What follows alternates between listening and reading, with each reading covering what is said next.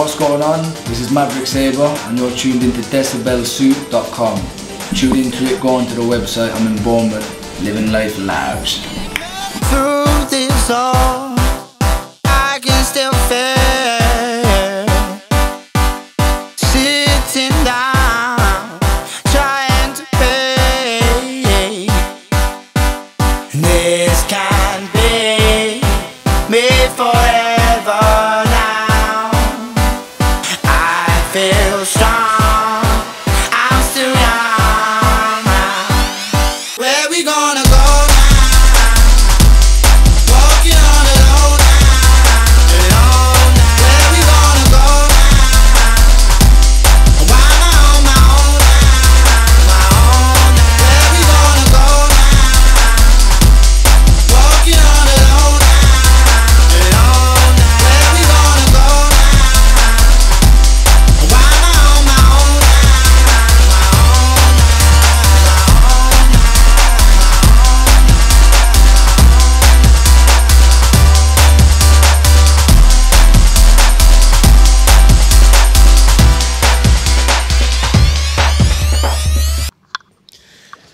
Alright, so I'm here with Mav Sabre. What's going on, man? Alright, yeah? How you doing, man?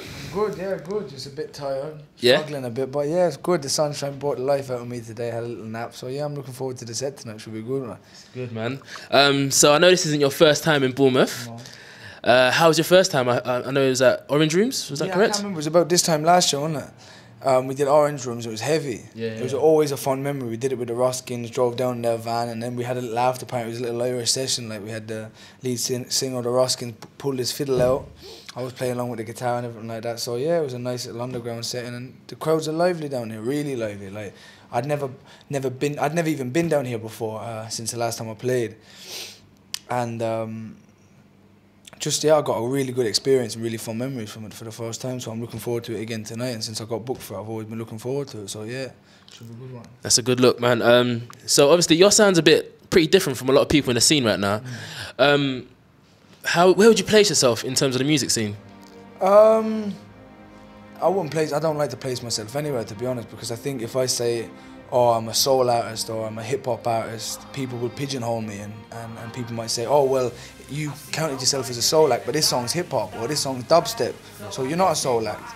So I want to be able to give myself the artistic freedom to be able to do what I want. You know, so if I want to do another dubstep track and release it at the same time, have my single out on Radio 1 and have my dubstep track getting played on 1Xtra, then I would like to do that. I would like to have the freedom to do that rather than be pigeonholed into one specific thing, you know, and people to say, "Oh, well, this is the box we're putting you into, so that's the type of music you have to create," which I think a lot of people get stuck into, you know, and I don't want to get taken down any specific route, you know. So yeah, I just put myself in a mix between everything. I started off as an Irish hip hop MC. Always played the guitar. Grew up on soul music, traditional Irish music, southern blues. I fell in love with hip hop at a very early age. And then there's a mix of so many different influences in my music that I found along the way. Found dubstep, electronic music, got into reggae, got into loads of different styles, grunge, everything. There's been periods in my life where I've got into everything, you know, got into folk, and then so that just all comes out through my music, you know. It's just a mix match, kind of a sponge. Feel that. To, you know? So how did the collaboration with Prof Green come about? How did that come about? Oh, the jungle came about basically ages ago. It seems like a lifetime ago now. The producer and group True Tiger sent me the beat, produced by one of their producers called Blue Bear. Sent me the beat. I was living in Ireland at the time. Heard it. Like the next day, I sent it back with what you hear now, the chorus and the midsection on it. And then they basically sent it around to loads of people to see who wanted it. It went between loads of different acts, and Pro picked it up and did a good job on it. You know what I mean? So I ended up going towards his album and really sparked off a lot, especially for me. You know what I mean? That song blew up. I think it was like one of the highest selling songs off his album. So far, what do you reckon has been your best memory of the music career so far? Obviously, it's just like starting out, but like, what do you reckon is your best moment? Well, I suppose, to be honest, me and my manager have been in it for a long time before there was any label interest, before there was anything. Do you know what I mean? And today, is quite a good memory, to be honest, to have, because I remember the time we were down here last. No one really heard of us. I'd only had one song out, which we'd pushed out independently. So for this moment sitting in here now, you've got all these cameras and all these people around, and I've got a proper sound check, not just a line check, you know what I mean, like it was before. It shows like the progression, the walk. Like, we put blood, sweat and tears into this, you know what I mean? And then a second point, which is a bit of a funnier one, is I did the Snoop Dogg tour. Oh yeah, what was that like? I was heavy, and what happened was, I've done loads of support slots like since I've been like 15 in the Irish hip hop scene, and most acts you meet are just madly ignorant. Like they'll just like, even some UK acts that you will go and support, they won't come in and talk to you or even say thank you or even acknowledge it. I've had acts that I've supported in Ireland, American acts, that have got their bouncers to stand in the doorway so that when they walk by you can't look at them.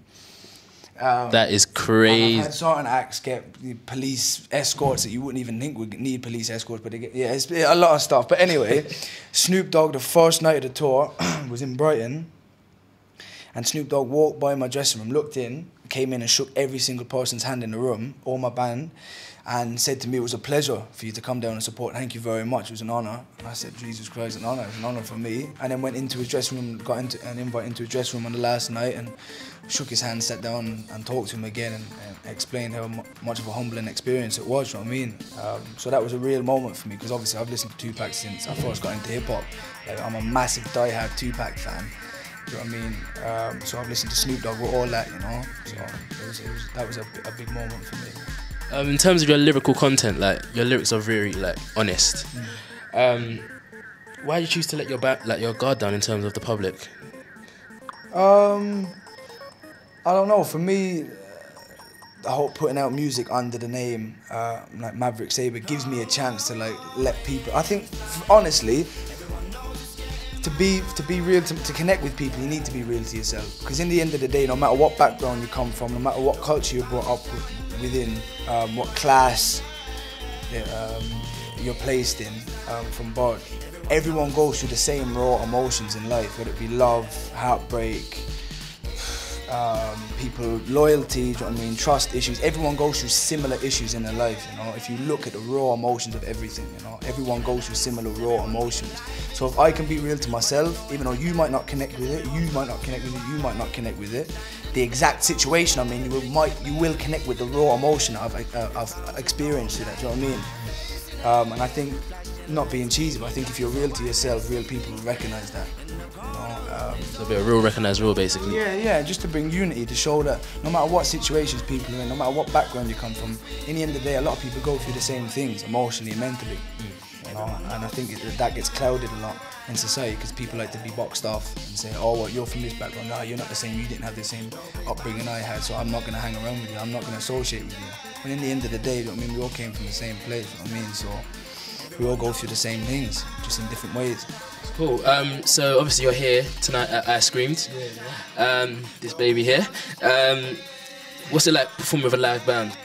Yeah, no, it's great. Obviously, because when I started off, it was always me and the decks, or me and the acoustic guitar. So with a live band, for me, it gave me a bit of freedom to like put down the guitar, maybe pick it up. Just gave me more freedom to move, you know, more freedom for expression. I just like the fuller sound as well. It just brings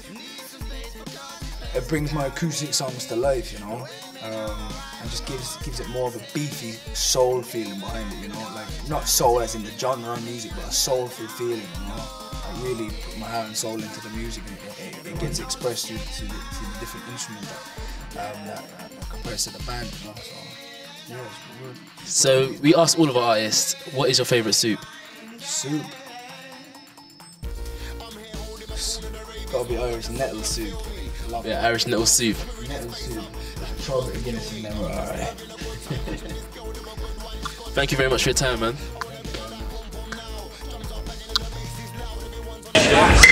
Bournemouth, smash it. One of probably, since I've been performing with my band, the best gig I've done so far. Yeah? Best gig I've done so far. Bournemouth, like one of the best places that all my lyrics are sung. I'm not even that known, but smash it. Come down here, I've got so much love for Bournemouth. Always, I love it. Smash it, nice one, thank you.